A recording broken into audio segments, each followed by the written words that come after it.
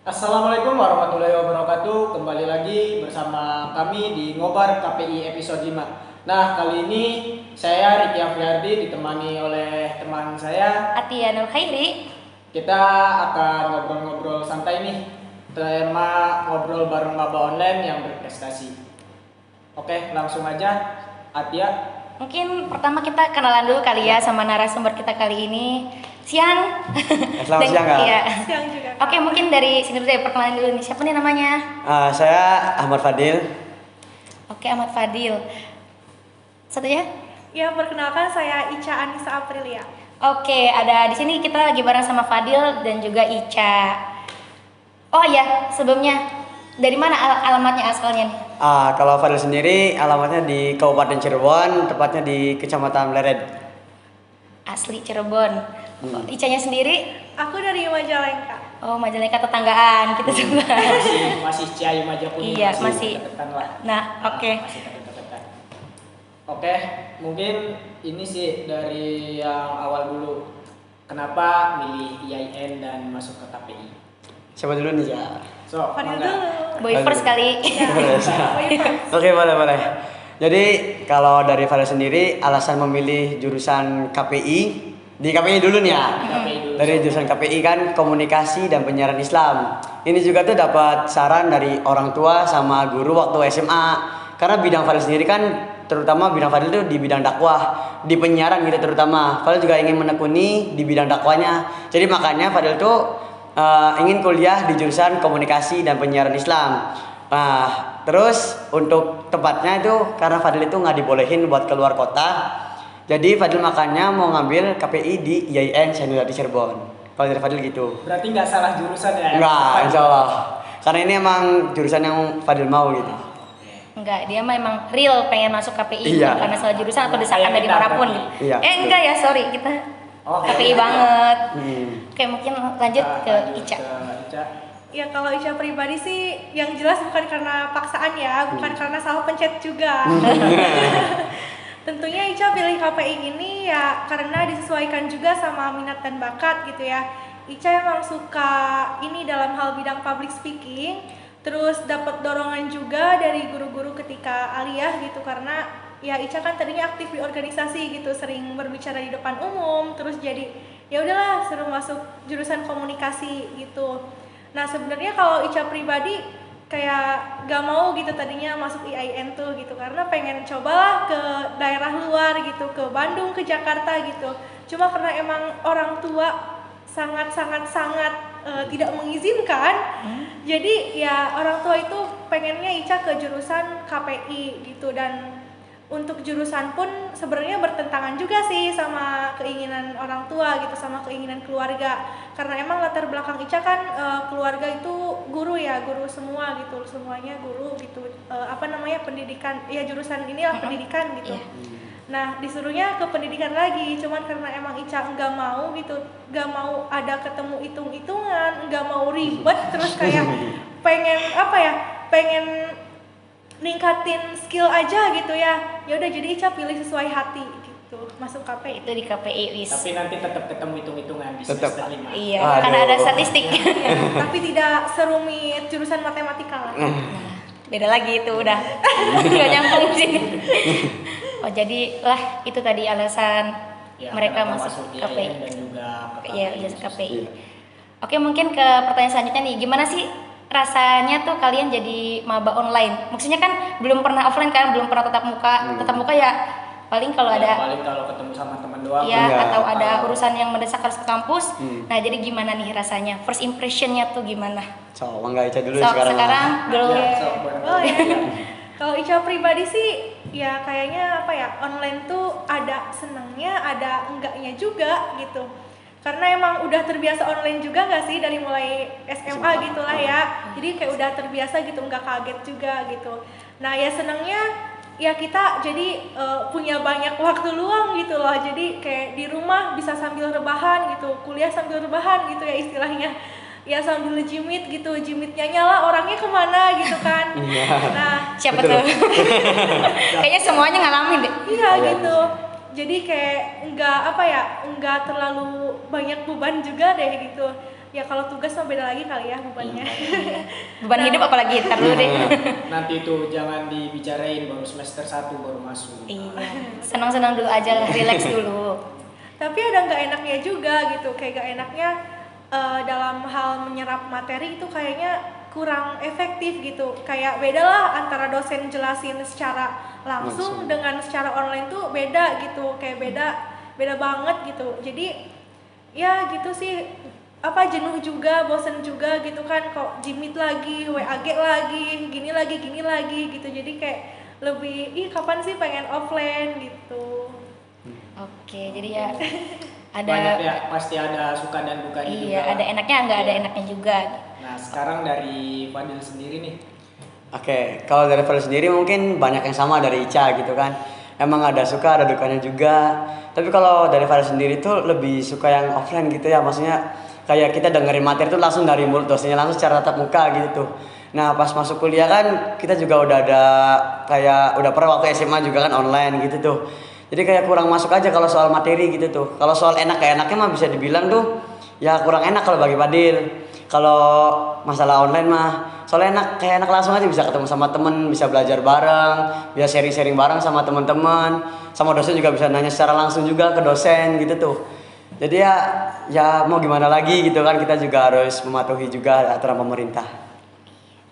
Oke. Tapi masih nyambung nih, tadi kebetulan Ica kan udah nyambung ini apa seberapa efektif Iya. sih tentang keefektifan nih belajar online di khususnya di KPI Syekh Nurjati yang apa mahasiswa baru rasakan itu. Mungkin dari Fadil sama Ica bisa mewakili suara mahasiswa baru khususnya di komunikasi penyiaran Islam IAIN Syekh Nurjatinya.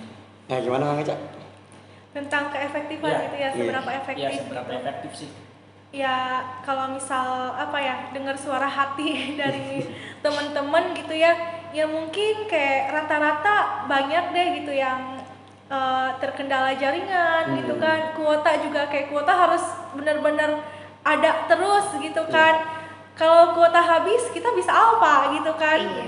Nah terus ya dari jaringan juga sih yang namanya apa online gitu kan, pasti ada aja lah gitu hambatan-hambatan atau kendala teknisnya gitu, kayak misal ya lagi dosen jelasin terus tiba-tiba wifi mati misal gitu ya, pasti ada aja gitu. Terus kayak ya kurang efektifnya ya gitu sih. Tadi Fadil udah sempet singgung juga kan, katanya kalau misal offline enak nih nanya ke dosennya secara langsung. Nah kalau misal online itu kan nanyanya lewat chat, dan kalau lewat chat itu kadang ya namanya dosen kan sibuk ya gitu, kadang kita chat hari ini gitu dibalasnya besok gitu kan. Nah jadi kitanya juga kadang ya bingung gitu, kita misal bingung terhadap tugas harus diapain nih gitu, terus dosennya lama balesinnya gitu, jadi ke kitanya juga yang repot gitu. Iya sih, benar. Oke, jadi gitu Kak Riki. Mungkin perwakilan suara Iya, mahasiswa Mahasiswa. untuk Ya, perkuliahan nanti bisa didengar oleh kajur kita kan. Oke. Timbangkan nih, Iya. boleh bisa online juga kan.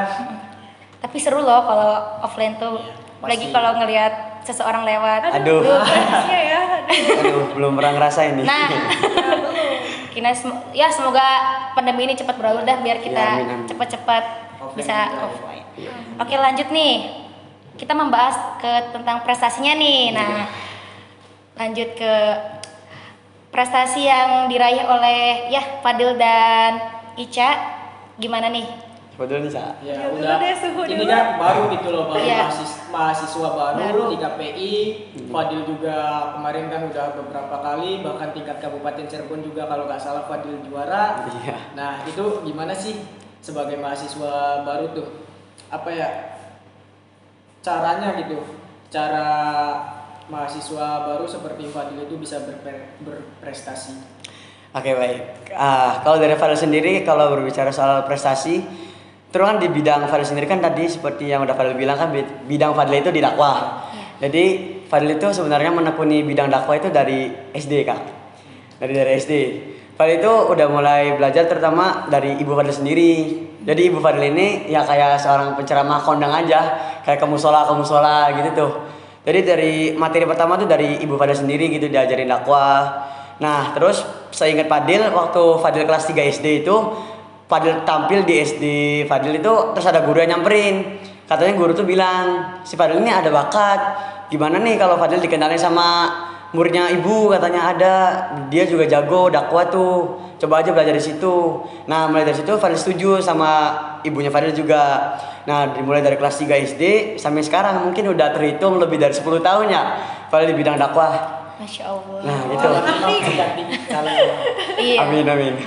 Nah, terus sebagai mahasiswa baru kan berarti Fadil kan masuk di sini sebagai mahasiswa baru. Kalau dari pikiran Fadil sendiri tuh ya mumpung masih mahasiswa baru itu masih anget-angetnya. Apalagi kan kondisi kan lagi online gitu tuh. Banyak banget lomba-lomba online gitu tuh dari jurusan atau dari kampus lain. Gitu Fadil tuh mau coba gitu tuh. Gimana perlombaan di kuliah gitu tuh. Kan waktu masa-masa jadi siswa itu banyak lomba offline gitu tuh. Fadil tuh belum pernah ngerasain gimana lombanya online gitu tuh. Nah, pas jadi mahasiswa baru, lomba itu serba online, harus virtual, harus bikin video, kan otomatis harus minta bantuan teman gitu tuh. Mau coba juga. Nah, terus alhamdulillahnya pas mahasiswa baru nggak tahu udah kenal sama kakak tingkat juga. Terus alhamdulillah dikenalin langsung sama Pak Dodi, kepala bidang kemahasiswaan. Sama Pak Dodi alhamdulillah dipercaya jadi dai andalan IAIN. Alhamdulillah dipercaya juga kemarin buat lomba di IAIN Kudus. Alhamdulillah juara 1. Nah, itu kalau dari Fadil sendiri. Oke, jadi ya Fadil kembali lagi tadi dia tuh belajar pertama dari ibunya karena Dari ibu ibu adalah dulu. madrasah pertama untuk anaknya. Iya, Masya betul. Allah banget. Satu ulah. Iya. betul. Berarti belajar dari hobi juga kalau nggak salah Iya. waktu SD ya, SD juga SD. udah pernah masuk ke radar Cirebon. Oh iya itu. Oh, Nah, jadi itu ceritanya pas Fadil kelas 4 SD gitu tuh ada lomba namanya tuh lomba Ustadz Cilik gitu tuh. Jadi lomba buat kelas 3, 4, 5, 6 SD doang gitu tuh lombanya. Itu juga banyak ada ratusan peserta yang audisi. Terus yang masuk radar Cirebon itu cuma 30 orang. Alhamdulillah sampai lomba terus. Alhamdulillah masuk final, live langsung dihadiri sama calon gubernur waktu tahun 2012 itu Kang Yance saya ingat Fadil. Dihadiri langsung. Alhamdulillah Fadil juara 1. Itu dari mantap Cirebon. banget. Insecure saya. Boleh, jangan nanti ini gimana podcast ini. Oke. Nah, dari Ica sendiri nih, barangkali kan kalau Fadil sendiri kan lebih ke dakwahnya gitu. Ica kan tadi bilang kayak ke public speakingnya, apa segala macem. Prestasi apa sih yang pernah Ica raih gitu sebagai mahasiswa baru nih atau sebelum menjadi mahasiswa? Ya kalau ya tadi kan Fadil dakwah gitu ya, Iya. emang udah Pak Ustadz banget gitu ya. Imam lah. Insecure saya. Kalau Ica lebih ke ya public speaking, terus ke bidang kepenulisan juga sih gitu. Ke jurnalis. Ya sebenarnya kalau misal nulis Ica baru nulis tuh ya 2 bulan, 3 bulan, 5 bulan deh, 5 bulan ke belakang gitu pas udah lulus aliyah gitu kan ada break tuh sebelum kuliah. Nah gabut kan, nah Ica coba deh Gabutnya nulis-nulis. bermanfaat. Gabutnya bermanfaat banget. Gak kayak kita kali, maaf ya. Nah emang kan apa sih namanya tuh kayak Ica suka bikin quotes tadinya kan di buku tuh suka kadang curhat gitu nulis gitu. Nah kayak kenapa sih nggak dikembangkan aja ke dalam sebuah karya gitu kan, yang namanya karya kan abadi gitu kan. Nah jadi ya ini hasil saya loh, nanti bisa bisa dilihat nanti gitu sama anak cucu saya. Masya Allah. Udah berminggu panjang. Satu udah pikirannya. Aku semester 1 pikiran di situ aja. Aduh. Jadi dari situ Ica mulai lihat tuh ke Instagram kayak lomba-lomba nulis, terus kayak mulai bikin wetpad juga yang di post di blog HMJ juga yang itu. Terus ya coba-coba deh walaupun ya kemampuan Ica segini-gininya, tapi ya apa salahnya mencoba gitu kan. Kayak jangan pernah berhenti mencoba gitu, walaupun gagal ya setidaknya kita udah mencoba gitu kan, apapun hasilnya gitu. Nah dari situ tapi alhamdulillah gitu hasil ya tidak mengkhianati gitu, usaha Usaha tidak tidak mengkhianati hasil. nah itu dia Itu. aduh Iya. ribet banget, Iya, nggak usaha apa-apa. tidak mengkhianati hasil. Nah dari situ alhamdulillah Ica kan ikut lomba-lomba cerpen gitu kan, dan alhamdulillah tuh dari banyaknya ikut lomba gitu ada sekitar 3 lah tiga apa empat ya, tiga itu masuk ke dibukukan ke karya antologi, dan salah satunya itu dibukukan sama 3 penulis nasional gitu. Alhamdulillah. Keren banget Gale. Aduh, Itu kalau di bidang kepenulisan ya, cuman sekarang lagi mager deh gitu, lagi mager buat nulis gitu, soalnya kan emang banyak deadline tugas gitu kan, jadi kayak lagi stop dulu gitu, makanya Wattpad juga lagi mangkrak gitu. Istilahnya lagi stuck gitu ya, belum maju. Padahal kayak udah di pikiran tuh udah pengen nih ada yang dikembangin gini, cuman kayak belum sempet gitu. Nah kalau itu di bidang kepenulisan ya, terus ini pas waktu aliyah, tadi kan Aliki bilang ya sebelum masuk ini, sebelum masuk kuliah. Nah alhamdulillah Ica emang orangnya bukan anak yang suka ikut lomba kayak Fadil gitu. Bukan, Ica emang tadinya cuman aktif aja di organisasi, terus pas kelas 11 deh semester 2 sebelum menjelang pandemi gitu. Nah Ica dipercaya gitu buat ikut lomba nasional gitu yang diadakan sama Kementerian Agama Republik Indonesia. Nah awalnya itu ada seleksi tingkat nasional dari mulai aliyah swasta sampai negeri gitu kan, diseleksi gitu, bikin suatu karya tulis gitulah. Dan di situ sebenarnya udah pesimis kayaknya, apa sih gak bakal lolos gitu, apalagi kan emang Ica belum berpengalaman gitu. Dan ternyata pas bulan ada pengumuman katanya lolos 20 besar, masuk ya 20 besar finalis gitu. Dan 20 besar itu selama setengah tahun ada kayak pelatihan sama dari Kementerian Agama, terus dari sponsor juga waktu itu dari XL Aksiata gitu ya. Nah terus dari situ kita bikin project, kan nama lombanya itu Akademi Madrasah Digital ya, kayak bikin project IoT gitu, bikin project itu selama setengah tahun, dibimbing juga. Nah terus pas akhir tahun nih akhir tahun menjelang awal gitu, Desember akhir, alhamdulillah dinyatakan lolos grand final gitu 5 besar. Dan dari situ Januari mulai take video sama Metro TV gitu kan, bikin masuk TV take video buat kita juga sekarang di TV. Iya. Web TV. Buat presentasi gitu, terus ya bikin video inovasi gitu, dibimbing sama tim Metro TV. Waktu itu langsung datang ke sekolah gitu dari Metro TV-nya. Nah setelah itu bukan malam puncak sih, karena siang ya, bukan malam. Siang puncak. Nah siang puncak itu ada ini kayak kayak siang puncak lah gitu, perebutan juara lah gitu kan. Di situ kayak diinterview sama Kementerian Republik Indonesia gitu kan, sama juri-juri dari XL Aksiata juga gitu. Nah dari situ dari 5 sekolah itu kayak ditanya-tanya gitu, dan itu langsung disiarkan di Metro TV gitu.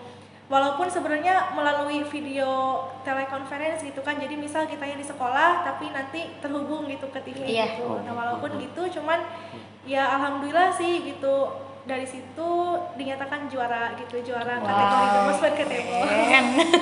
Ini nih yang anak-anak yang nggak pernah kelihatan tapi sekalinya dia nongol tuh langsung ke nasional. Aduh. Mana mainnya ke TV mulu ya gitu ya. Iya, udah ke Metro TV. Iya. Tapi kita masih di Lab TV. Habis dari sini kita bisa langsung ke radio. Kita itulah prestasi. Sedikit gambaran tentang prestasi dari Fadil dan juga Ica. Pasti aku kayak wow gitu, keren banget, soalnya aku sendiri semester 5 kayak ya aku pernah juara apa, pernah dapat apa, tapi kalian memotivasi sih. Balap karung mungkin pernah. Ya itu mah pernah sering lah. Lumayan lah tingkat RT. Ini pasti Kak Atia sama Kak Riki juga banyak deh prestasinya, cuman kayak ditutup-tutupin aja. Rendah aja gitu ya, Cak. Gitu. Kita mah masih belajar. Iya, masih belajar gitu dari kakak tingkat. Belajar dari kakak tingkat yang udah berprestasinya kemana-mana gitu. Lele Riki mungkin. Itu ceplosan lele mulu, maaf ya, soalnya panggilan akrabnya gitu. Ini tadi kan berbicara tentang organisasi juga dari Ica nih. Dari Ica kan katanya lebih aktif di organisasi dan segala macam. Balik lagi ya, dari sebelum masuk ke IAIN sampai sekarang nih jadi mahasiswa baru. emang masuknya udah pernah ngalamin di organisasi apa aja sih gitu? Masuk ke organisasi apa aja, terus juga kan kayak Ica juga tadi hobinya nulis, di web HMJ juga sering banget ngisi tulisan, tuh cerita-cerita apa segala macam, kayak Fadil juga berprestasi, kejar deadline dan segala macam. Itu cara pembagi waktunya nih dari mulai ke organisasian, terus tugas kuliah, sampai jadwal latihan juga nih buat kayak Ica sendiri tulisan, terus Fadil sendiri tadi bilang kan di dakwahnya itu gimana sih cara membagi waktunya antara keorganisasian terus Kuliah. kuliah sama ini sama apa tadi? jadi ngelag. Organisasi, Kuliah. kuliah, latihan. Nah, Iya, iya, latihan betul. ngembangin skill kalian gitu maksudnya. Iya. Aku sama dulu nih. Kalau dulu. Iya, mangga. Oke.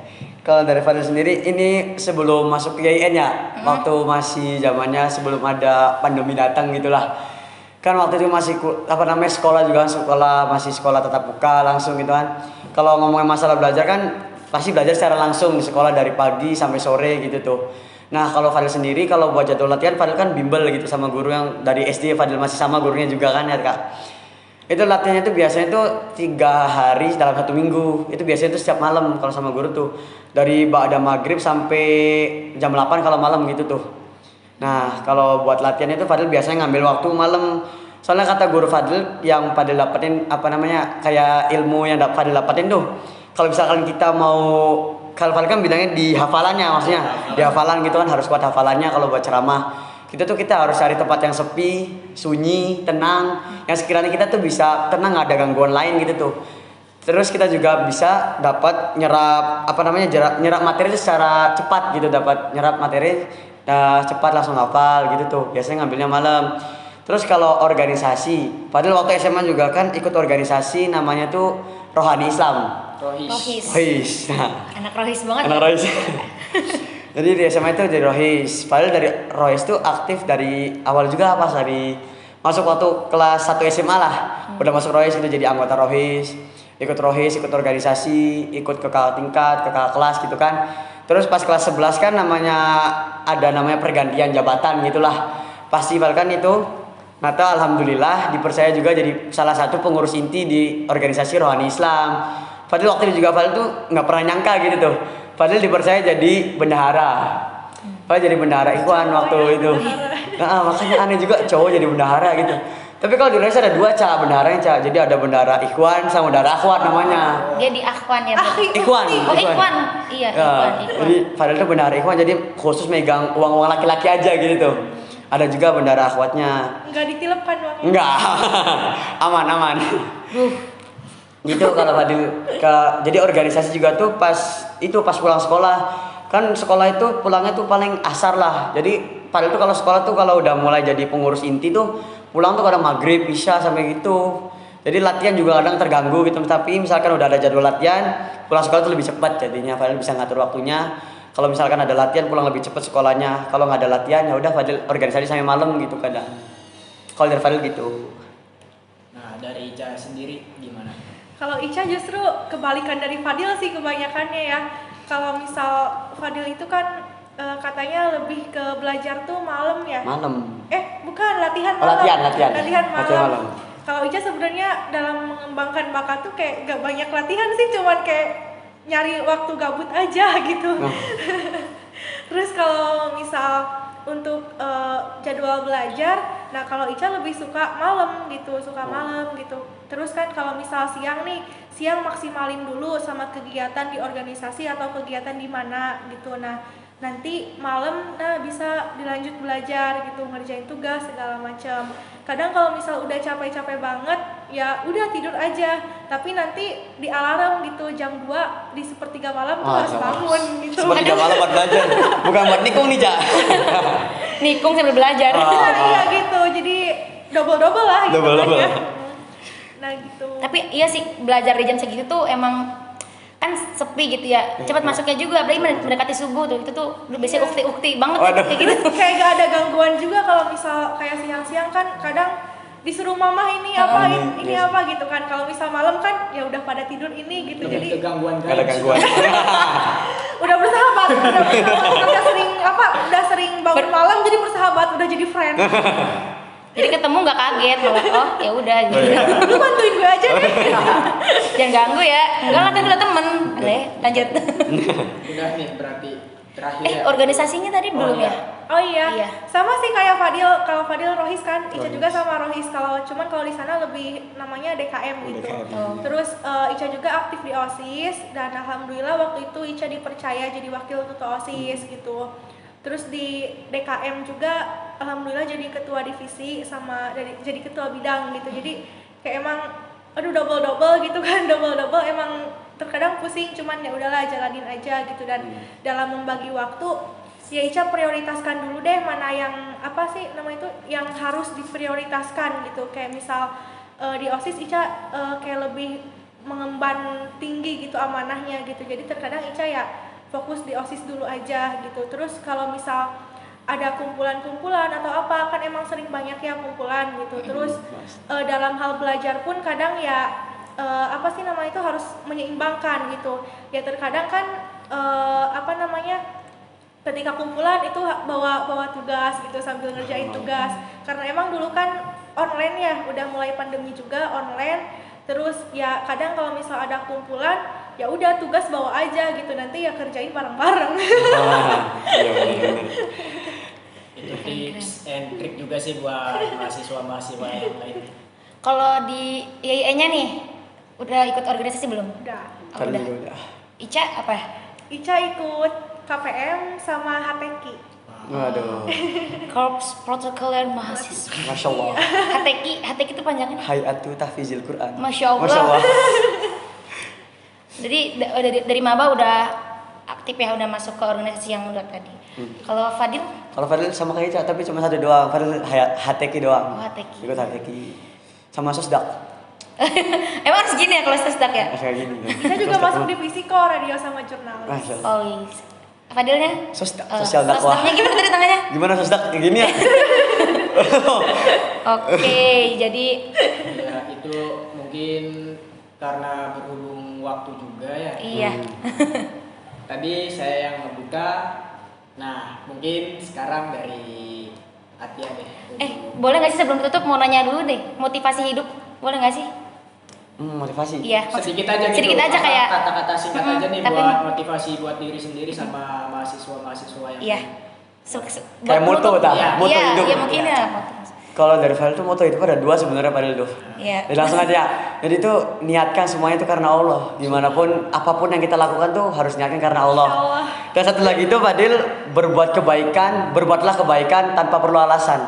Udah itu kalau dari Fadil.